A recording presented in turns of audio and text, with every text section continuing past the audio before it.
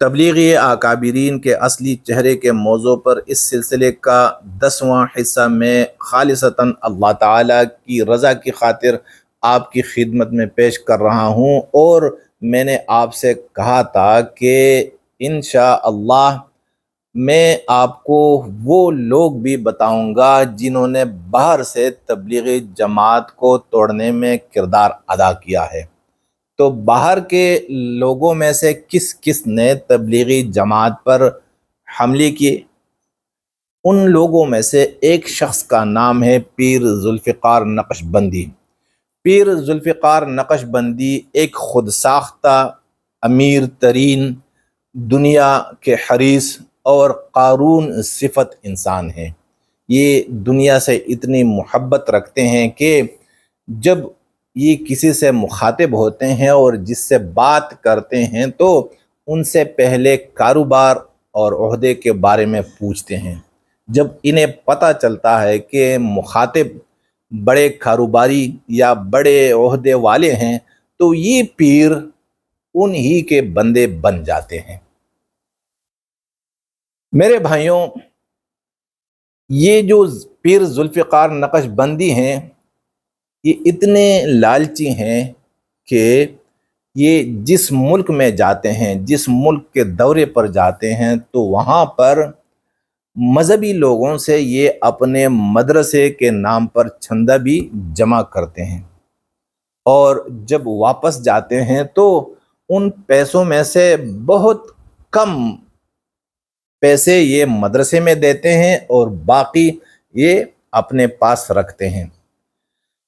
یہاں تک کہ ایک بار ان کے مدرسے کے انتظامیہ میں سے ان ہی کے رشتہ داروں نے احتجاج کیا اور ان سے احتساب کا مطالبہ کیا اور کہا کہ ہمیں حساب دو کہ آپ باہر ملکوں کے دورے پر جاتے ہیں اور وہاں سے ہمارے ہی مدرسے کے نام پر آپ پیسے لے کر آتے ہیں، لیکن ہمیں کچھ بھی نہیں دیتے، یا اگر دیتے بھی ہیں تو بہت کم دیتے ہیں، لہٰذا ہمیں حساب دو۔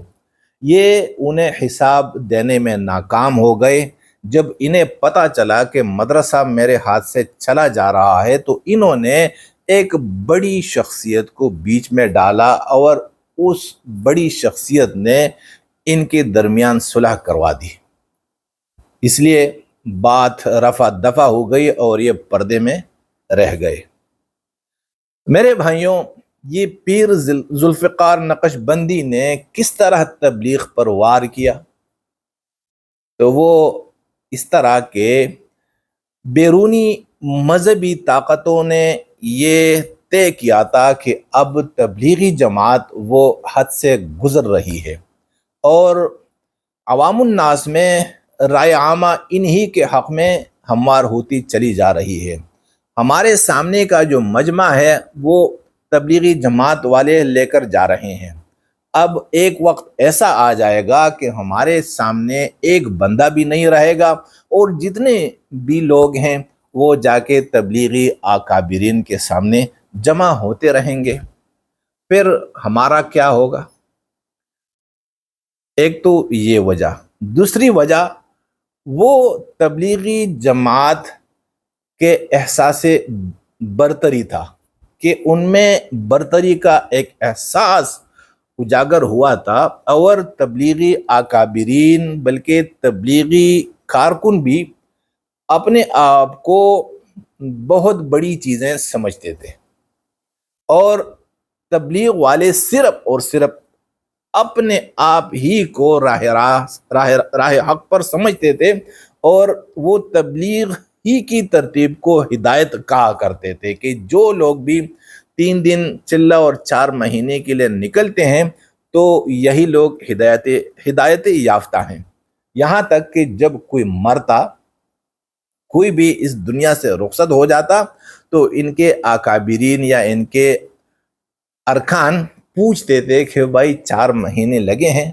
اگر 4 مہینے لگے ہوتے تو یہ شکر کرتے کہ شکر الحمدللہ، چلیے اللہ ان کے آگے کی جو منازل ہیں وہ آسان فرما دیں گے۔ مگر اگر پتہ چل جاتا کہ صاحب کے جو یعنی مرحوم ہیں ان کے 4 مہینے نہیں لگے تو پھر یہ افسوس کرتے اور کہتے کہ اللہ انہیں معاف فرما دے۔ تو یہ جو احساس برتری تھا، اس نے باہر کے جو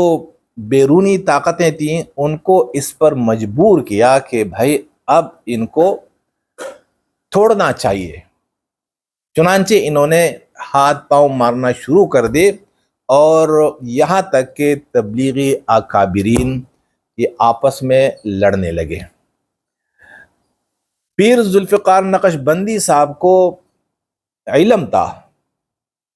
کہ تبلیغی جماعت ٹوٹنے والی ہے، اور جب ٹوٹے گی تو مجھے بھی کچھ نہ کچھ حصہ ملنا چاہیے۔ انہوں نے اسی غرض سے ایک منصوبہ بنایا، اور انہوں نے کیا کیا کہ پہلی فرصت میں رائے کے اکابرین کا قرب حاصل کیا، پھر گئے دیوبند کے دارالعلوم میں، وہاں کے جو اکابرین ہیں، مشائخ ہیں، ان سے بھی ملے، اور نظام الدین بھی گئے تھے۔ اس کے بعد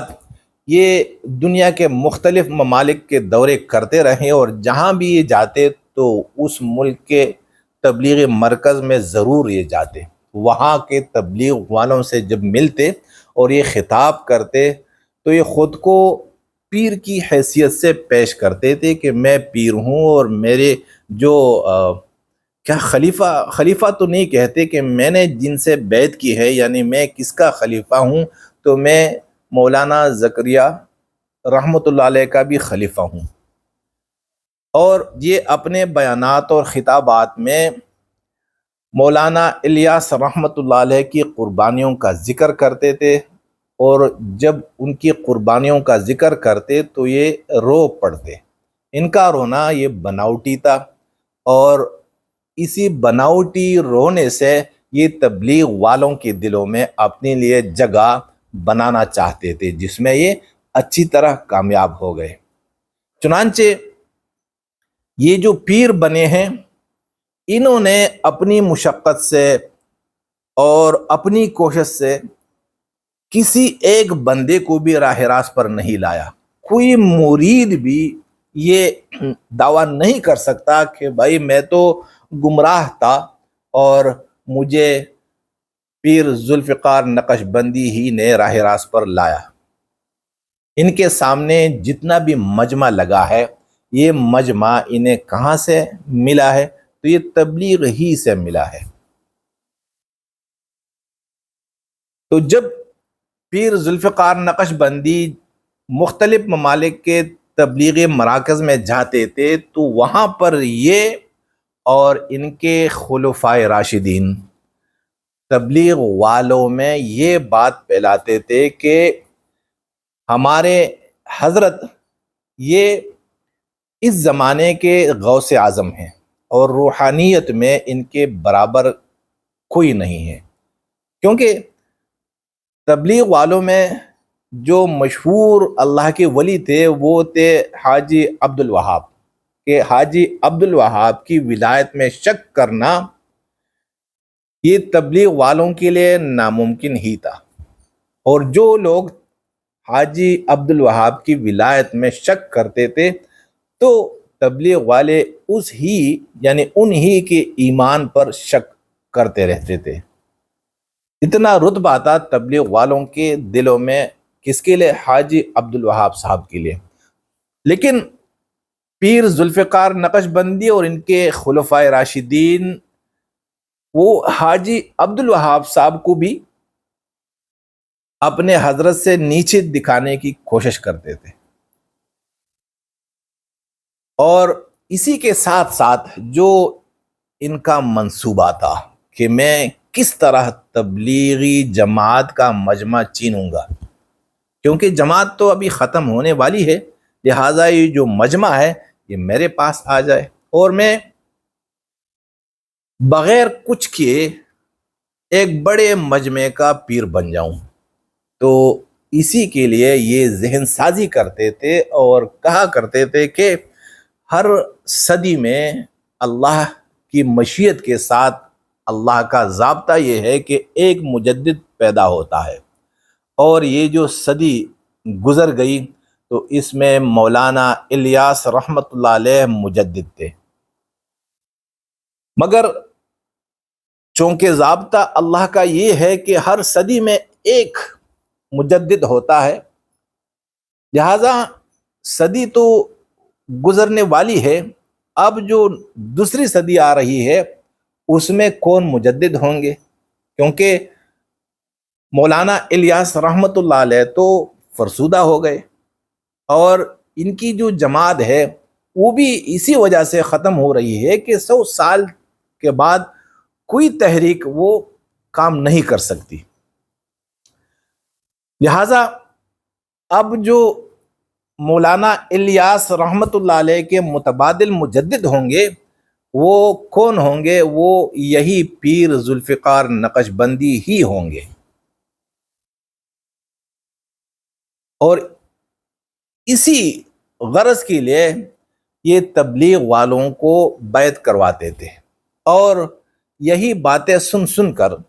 کہ جب یہ اپنے بیانات میں مولانا الیاس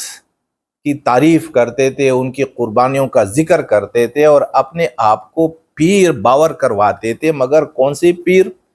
تبلیغ والے پیر، تو لوگ ان کے مرید بننے لگے، اور ان کے سامنے جتنا بھی مجمع ہے یہ ان کا اپنا مجمع نہیں ہے۔ جیسے میں نے پہلے کہا آپ سے